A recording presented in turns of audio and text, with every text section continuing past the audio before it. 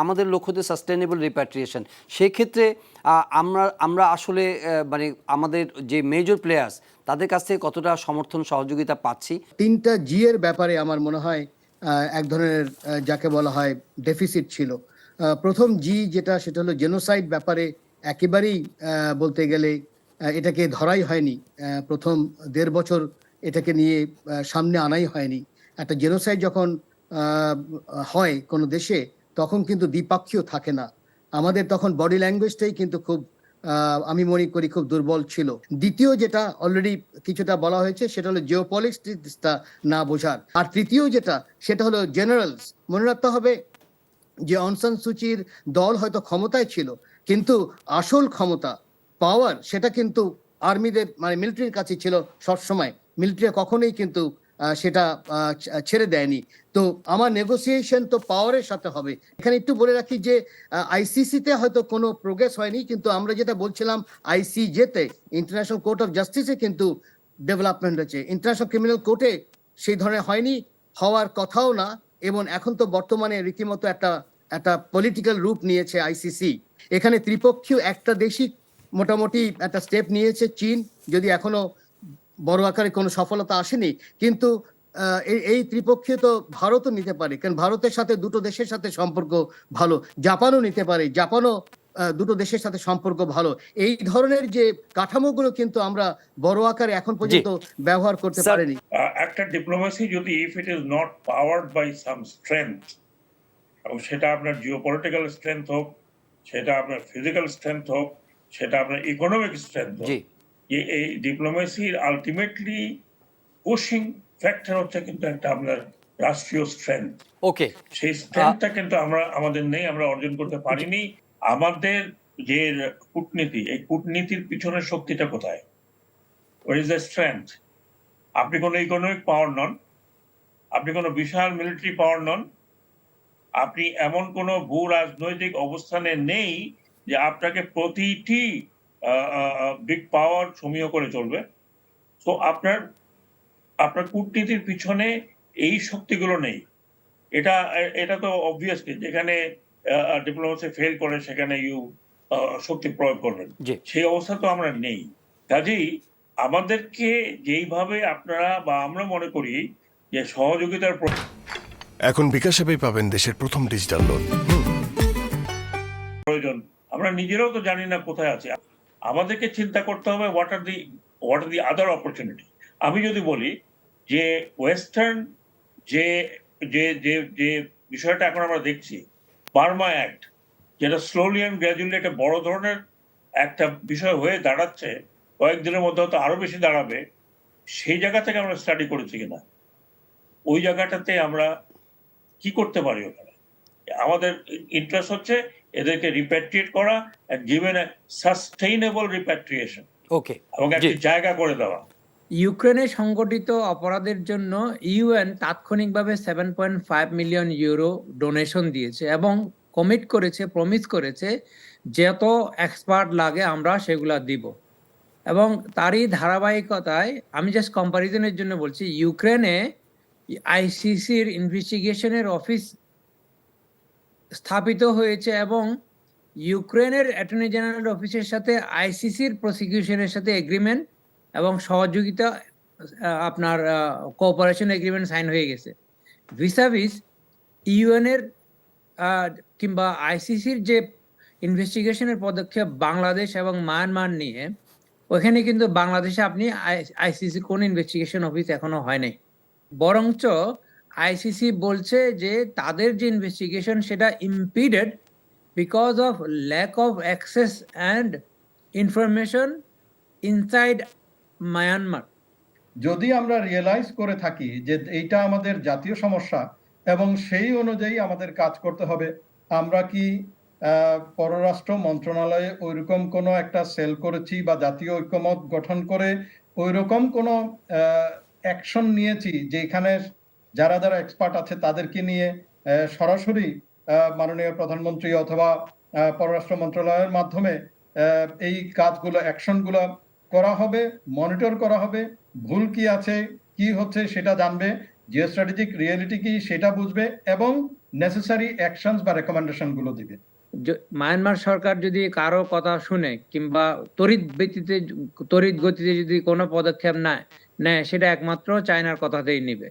So আমি মনে করি আমাদের ইমিডিয়েট সমাধানের সূত্রটা lies in that concerted effort, এবং বিশেষ করে মোস্ট পটেন্ট যে আপনার প্রেসার পয়েন্টটা আছে সেটাকে আমাদেরকে এখন পারসুয়েট করতে হবে। যদিও তাদের মধ্যে অনেক ধরনের কনফ্লিক্ট কাজ করে, কিন্তু তাকে যদি আমরা এটুকু কনভিন্স করতে পারি যে balance of convenience and inconvenience wise এখানে এটার যদি সমাধান করা যায় তাহলে তাদেরও কিন্তু লং টার্মে সিকিউরিটি প্রোটেকশন হিসেবে কাজ দিবে। আমার মনে হয় সেটাই এই মুহূর্তে দ্য বেস্ট এফোর্ট হতে পারে। একেবারেই যে অগ্রগতি হয়নি তা আমার মনে হয় ঠিক না। আমি যদি আইসিজে এবং আইসিসির বিষয়গুলো নিয়ে আসি, একটা উল্লেখযোগ্য যেই ঘটনা ঘটেছে সেটা হলো যে আইসিজে এর মধ্যে যেই দুটো ভার্ডিক্ট হয়েছে, একটা প্রভিশনাল জাজমেন্ট হয়েছে যেটা, এবং আরেকটা যেটার ওদের অ্যাপ্লিকেশনের জবাবে যেই ভার্ডিক্ট হয়েছে, দুটোতেই কিন্তু আইসিজে যেটা একাধিক জাজেস আছে, এমনকি মিয়ানমারের জাজ আছে, তারা কিন্তু রোহিঙ্গার আইডেন্টিটি স্বীকৃতি দিয়েছে। এটা কিন্তু একটা বড়, আমি মনে করি রোহিঙ্গাদের জন্য কিন্তু বড় পাওনা। তিনটা সম্ভাবনার কথা আমি বলছি। এক নম্বর হলো এটাকে বলা যায় আত্মীকরণ বা ন্যাচারালাইজেশন, অর্থাৎ রোহিঙ্গারা মিয়ানমারের বাইরে যে দেশেই আছে, বাংলাদেশ হোক, ইন্দোনেশিয়া, মালয়েশিয়া, যে যেখানেই আছে সেখানেই তাদেরকে আত্মীকরণ করা হবে, ন্যাচারালাইজেশন করা হবে। এইটা একটা সম্ভাবনা। 2 নম্বর হলো রিলোকেশন, অর্থাৎ কিছু কিছু দেশ আমাদের কাছে প্রস্তাবনাও দিয়েছে এরকম যে আমাদের এখান থেকে কিছু কিছু রোহিঙ্গাকে অন্যান্য দেশে স্থানান্তর করা যায় কিনা, এবং সেই জায়গাতে তাদেরকে স্থানান্তর করার পর সেই জায়গায় ন্যাচারালাইজেশন হবে। 3 নম্বর যেটা আন্তর্জাতিক মহল থেকে শুরু করে আমরা সবাই চাই সেটা হলো সাস্টেইনেবল রিপেট্রিয়েশন। সো এই তিনটা সম্ভাবনার মধ্যে যেটা সবচেয়ে ডিজায়ারেবল সেইটা আদৌ হয় নাই। তবে অর্জনের কথা যদি আমি বলি, আই উড অলসো একো উইথ প্রফেসর ইমতিয়াজ যে কিছু কিছু অর্জন যে হয়নি সেটা বলাটা ঠিক হবে না। যেমন এই পুরো বিষয়টাকে ইন্টারন্যাশনালাইজড হয়েছে। এই ইন্টারন্যাশনালাইজেশনের কারণে কিন্তু বিভিন্ন স্টেট অ্যান্ড নন স্টেট অ্যাক্টররা মিয়ানমারের উপরে প্রেশার দিয়েছে, এবং প্রেশার সেই পরিমাণে হয় নাই দেখে সাস্টেইনেবল রিপেট্রিয়েশন হয় নাই, কিন্তু তাদেরকে কিছুটা হলেও অ্যাকাউন্টেবিলিটিতে আনা গিয়েছে, তাদেরকে আইসিজেতে যাওয়া মানে যেতে হয়েছে। চীন এবং আমেরিকার যে ভূমিকা বিশ্ব মোড়লগিরির ক্ষেত্রে, সেখানে হয়তো চীন এখানে একটুখানি পয়েন্ট গেইন করার একটা বিষয় ছিল, কিন্তু দিনের শেষে আমরা দেখলাম যে তারা খুব বেশি দূর কিন্তু আগায়নি। এবং একটা উল্লেখযোগ্য বিষয় যে লাস্ট যে বৈঠকটি হয়েছে রোহিঙ্গা বিষয়ে, মিয়ানমারে তারা বৈঠক করেছে সেখানে কর্তৃপক্ষের সাথে, সামরিক নেতাদের সাথে, এবং তারপরে অনেকটা তাদের বার্তাটাই এনে এখানে আমাদের কর্তৃপক্ষকে দিয়েছে। রোহিঙ্গাও কিন্তু তারা দুই ভাগে বিভক্ত, যে তারা কেউ আরসার পক্ষে, কেউ আরএসের পক্ষে। এবং তাহলে মিয়ানমারে যে সমস্যাটি ছিল সেটি শুধু শরণার্থীরা আসেনি, শুধু অভিবাসীরা এখানে আসেনি বিতাড়িত হয়ে, তাদের যুদ্ধটাও, তাদের সেখানে যে গৃহযুদ্ধটা ছিল সেটাও রপ্তানি করেছে। এবং তার ভার, তার দায় আমাদের এই রাষ্ট্রকে বহন করতে হয়েছে, জনগণকে বহন করতে হয়েছে, পরিবেশের কথা তো আছেই। তো সুতরাং, এবং সরকার এক এক সময় মনে হচ্ছে যে কখনো দ্বিপক্ষীয়ভাবে সমাধান করবে, কখনো আন্তর্জাতিকভাবে, কিন্তু কোনোটাই পারছে না। আমি মনে করি এটা আমাদের কূটনৈতিক ব্যর্থতা। রিমার্কেবল থিং যে আমাদের মাননীয় প্রধানমন্ত্রীর সঙ্গে চায়না প্রেসিডেন্টের সঙ্গে দেখা হয়েছে, কথা হয়েছে। কি মনে হয় যে চায়নার গুডউইল বা চায়নার এফোর্ট বা চায়নার এনগেজমেন্ট বা চায়নার কমিটমেন্ট নিয়ে আপনার কোনো মন্তব্য, বা আদার অ্যাক্টরস যারা আছেন তাদের বিষয়ে আপনার কি মন্তব্য স্যার? মিয়ানমার একটি রাষ্ট্র, এটা is a very hard nut. আপনি যদি এটাকে ক্র্যাক করতে চান তাহলে এটাকে ক্র্যাক করতে হলে বড় ধরনের প্রেশারের প্রয়োজন হবে। সেই বড় ধরনের প্রেশার মিয়ানমারকে কেউই দেয়নি, নোবডি। চায়না তো দিবেই না। সাউথ আরাকানে যে ইনভেস্টমেন্ট চায়নার হচ্ছে, including a deep sea port, এবং সেই পোর্টের সাথে গ্যাস অ্যান্ড অয়েল, আপনার ডিপ সি পোর্ট, সেই সাথে এটাকে ক্যারি করার যে সি ম্যাকের যে ব্যবস্থা, সেটা কি আপনি বাংলাদেশে আছে? তার স্টেকটা কি বাংলাদেশে এখানে আছে? তার স্টেকটা সম্পূর্ণ মিয়ানমারে। দেয়ারফর আমি যখন প্র্যাকটিক্যাল কথা যখন বলি, তখন আমি মনে করি যে চায়না যতটুকু কাজ করেছে সেটা just to show the West that I can mediate, যেমনি তারা ইরানের সাথে সৌদি আরবের করেছে। তো এইখানেও একটা মেডিয়েশনের Okay. ব্যাপারটা আছে। স্যার, কিন্তু আমি কখনোই মনে করি না যে চায়না উইল মানে বিসর্জন দেবে দি interest of Myanmar for Bangladesh. কি পটেনশিয়াল সলিউশনের সাজেস্ট করেন বা সরকার কিভাবে এগোতে পারে? মিয়ানমার এখন যে অবস্থায় আছে, অর্থাৎ তাদের যে পলিটিক্যাল ইনস্টেবিলিটি, ইকোনমিক ইনসিকিউরিটির মধ্যে আছে, তাদের ডেমোক্রেসি নাই, এবং অন্যান্য যে জিওপলিটিক্যাল যে সিচুয়েশন আছে, এই পার্সপেক্টিভে নার্কো টেরোরিজমটা আস্তে আস্তে গ্রো করছে মিয়ানমারের ভেতরে। সবচেয়ে আশ্চর্যজনক বিষয় হলো যে মিয়ানমারের বর্তমান সামরিক জান্তাও চায় যে নার্কো টেরোরিজম অথবা ইলিসিট যে ইকোনমি যেটা আছে, এই ইকোনমিটা যেন মিয়ানমারে আরো চাওর হয়, আরো অগ্রগতি পায়। কারণ এইটার মধ্যে কমপক্ষে 1 থেকে 2 বিলিয়ন ডলারের ইকোনমি হচ্ছে, ইকোনমিক ট্রানজাকশন হচ্ছে, ট্রেড হচ্ছে।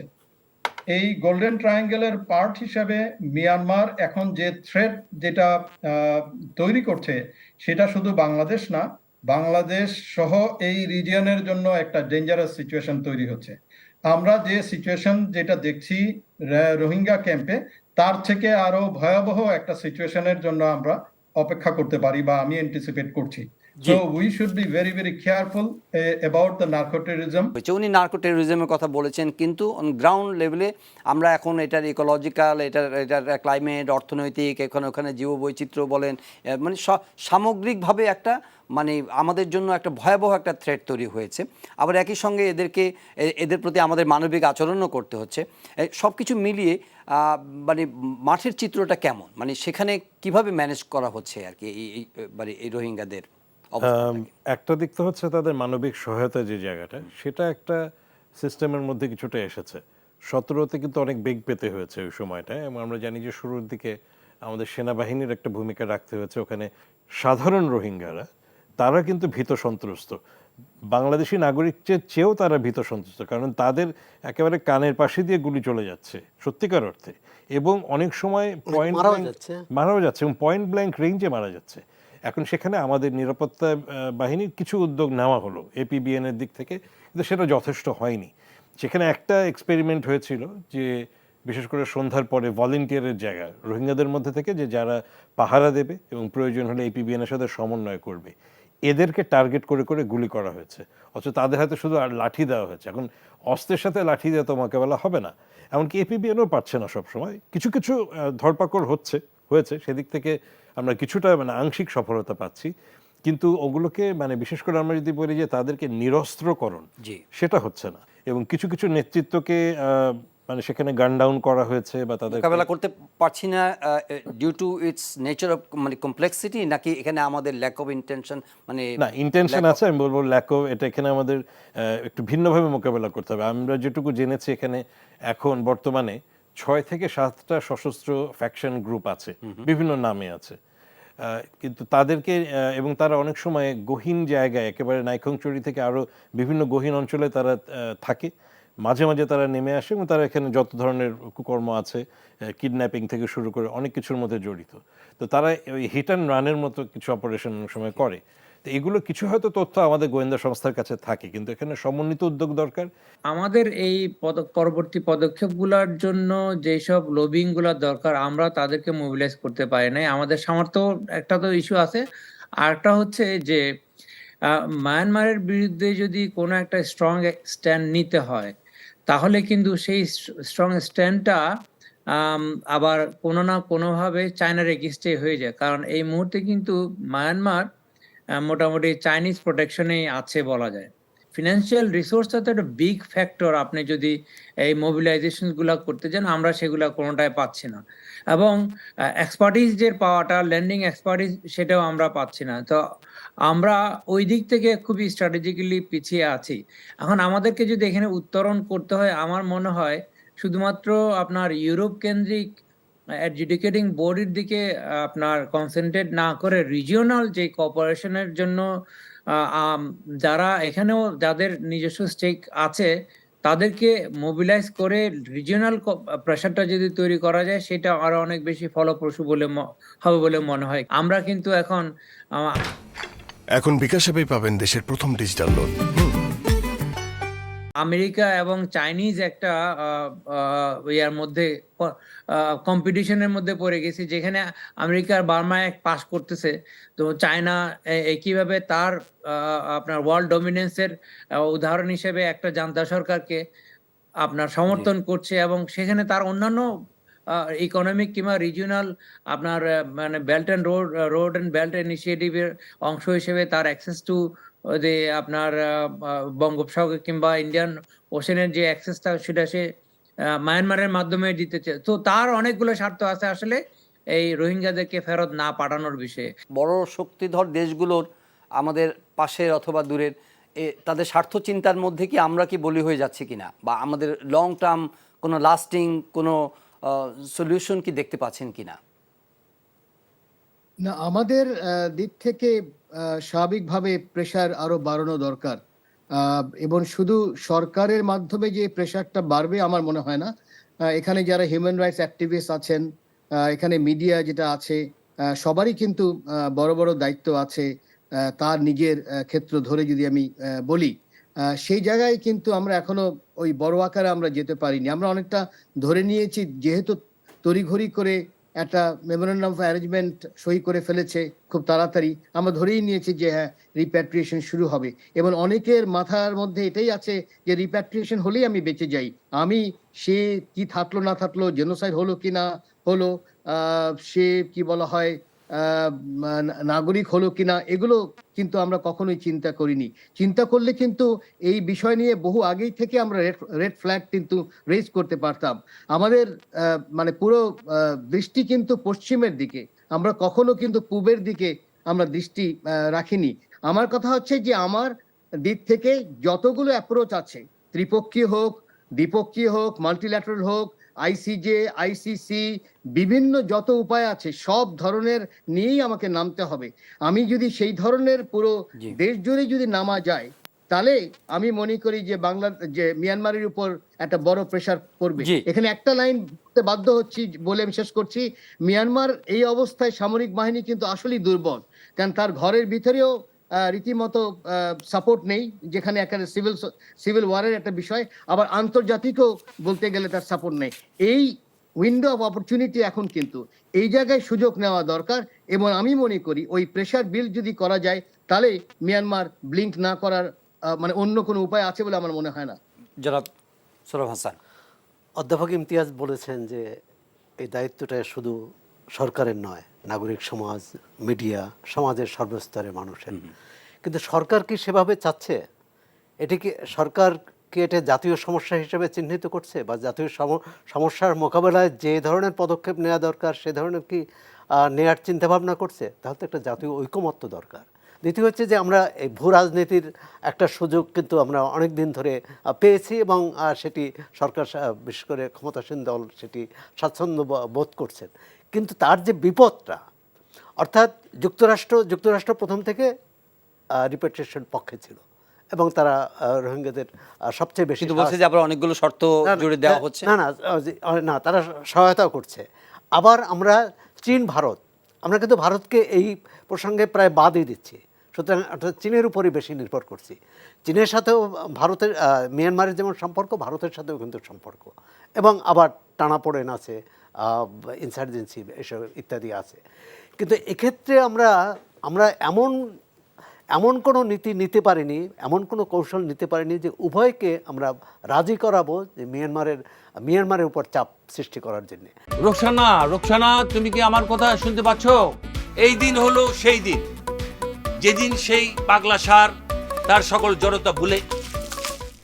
ধারাবাহিক নাটক ভালোবাসার অলিগলি, রচনা ও পরিচালনা সাগর জাহান।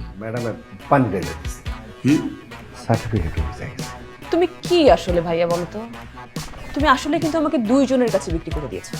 আমি তো ভালো করে জানি তুমি আজকে দিয়ে বলতে তাহলে কালকে একটা গার্লফ্রেন্ড ছুটাবা। ভালো। কোন মেয়েটা? এটা ধরেন, এখানে 2 ভরি আছে। আর কি করতেছে এগুলা? এটা বিক্রি করলে আপনি 1.5 লাখ টাকা হলে অন্তত পাবেন। দেখেন আমি যা কিছু করছি তোমার ভালোবাসি করছি। আরে আমি কি টাকা নেওয়ার জন্য এগুলো করছি নাকি? আপনি কি জন্য কি করেছেন সেটা শুধু আপনিই জানেন শহীদ ভাই। আমরা এখন একটা মজার খেলা খেলবো, এইটা আপনি ভিডিও করবেন। আমি কিন্তু ভিডিও করতেছি ভাই, সেই দেখবেন সোম, মঙ্গল ও বুধবার রাত 9:30 এনটিভিতে। এখন বিকাশ অ্যাপেই পাবেন দেশের প্রথম ডিজিটাল লোন।